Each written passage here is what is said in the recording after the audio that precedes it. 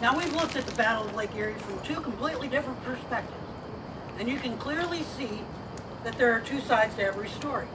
Independently, each one of these stories can stand on their own.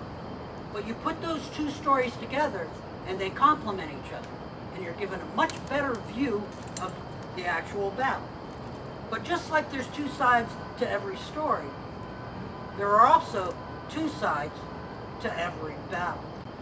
Robert Barclay's actions in this battle were every bit as important as Oliver Hazard Perry and Jesse Duncan Elliott's. We could never expect to get a true historical account of the Battle of Lake Erie without looking at his story.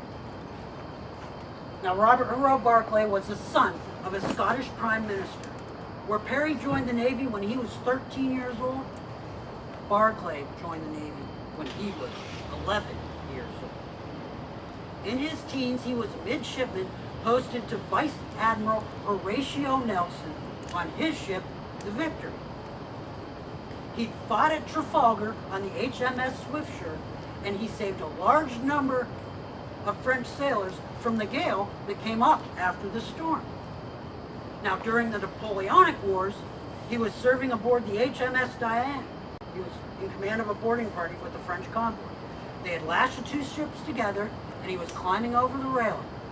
Once he got over the railing, one of their smaller caliber deck guns blew his left arm completely off of his body. Now, that would have ended the career of a lesser officer.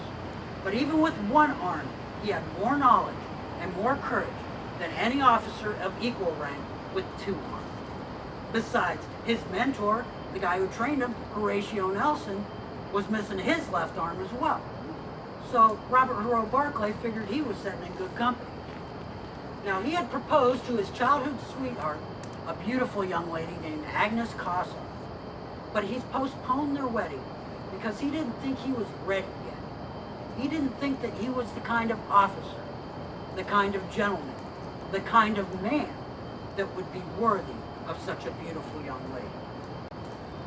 Now, in 1810, Barclay was posted to North America, where he served as a lieutenant on various ships.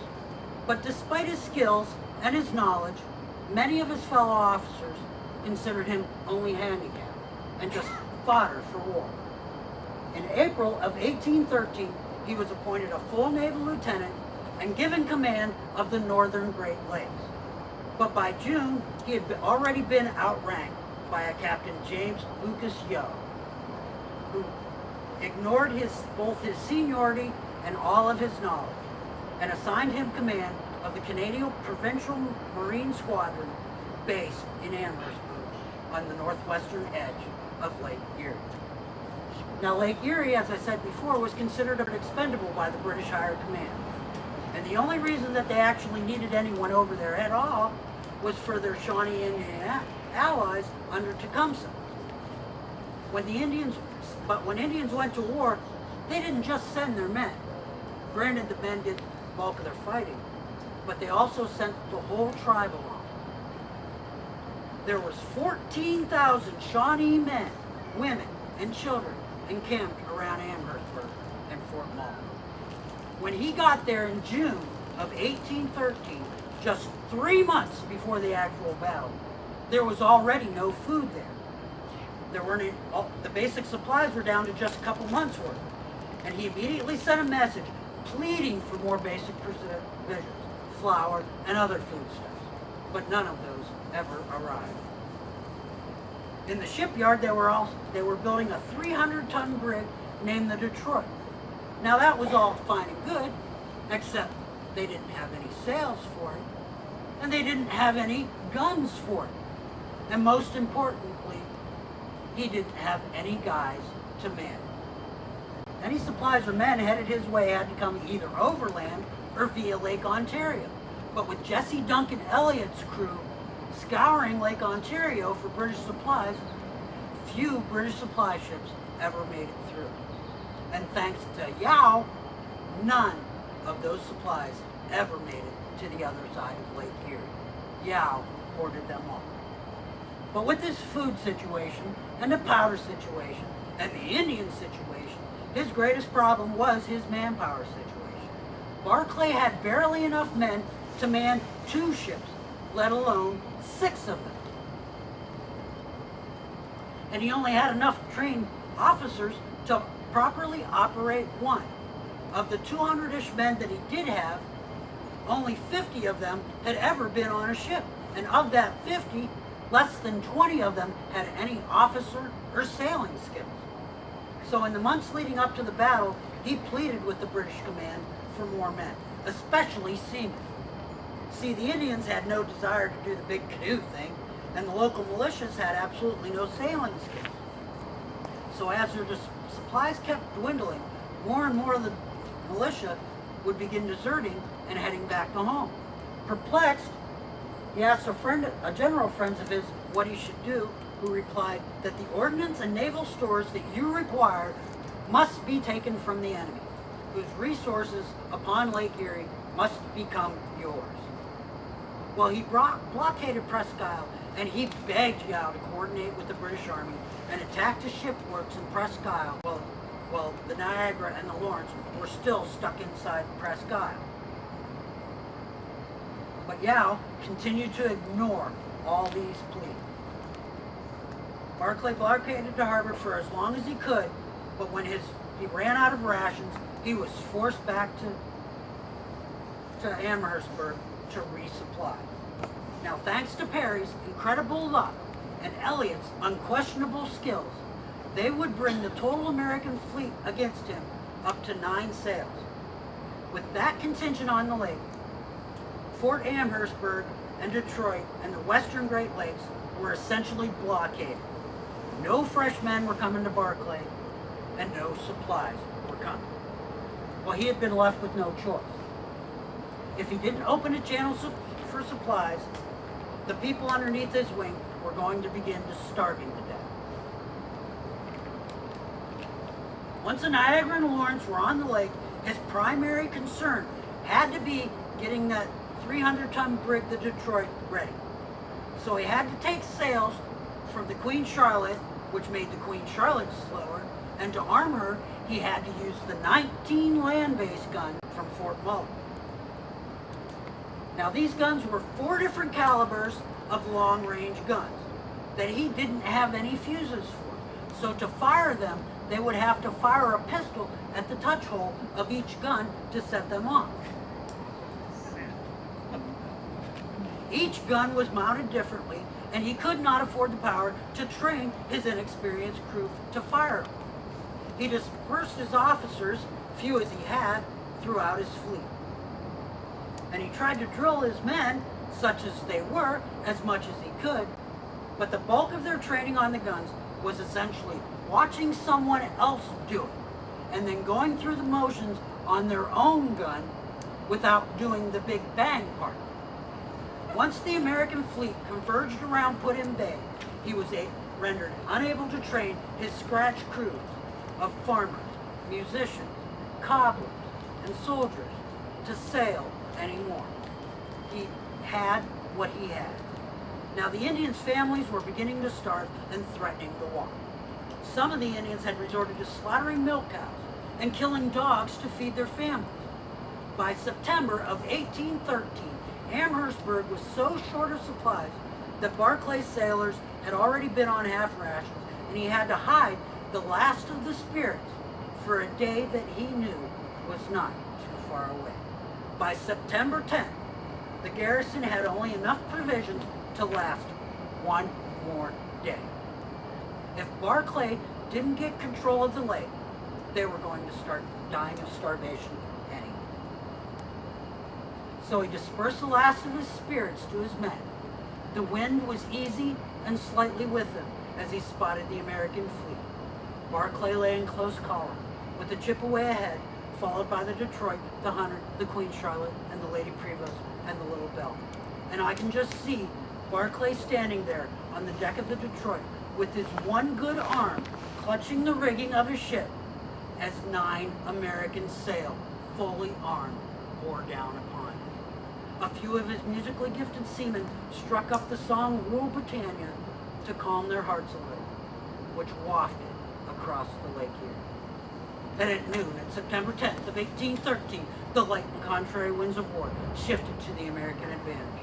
Perry's ship got full billows and took off, way faster than all of his other ships. While Barclay ordered his longest gun to fire a ranging shot from half a mile, which fell short by just a few yards. The second shot, however, tore through the Lawrence's rigging, but she continued coming straight at him. Barclay had to use these long guns for all they were worth, and he ordered all on board to fire at will.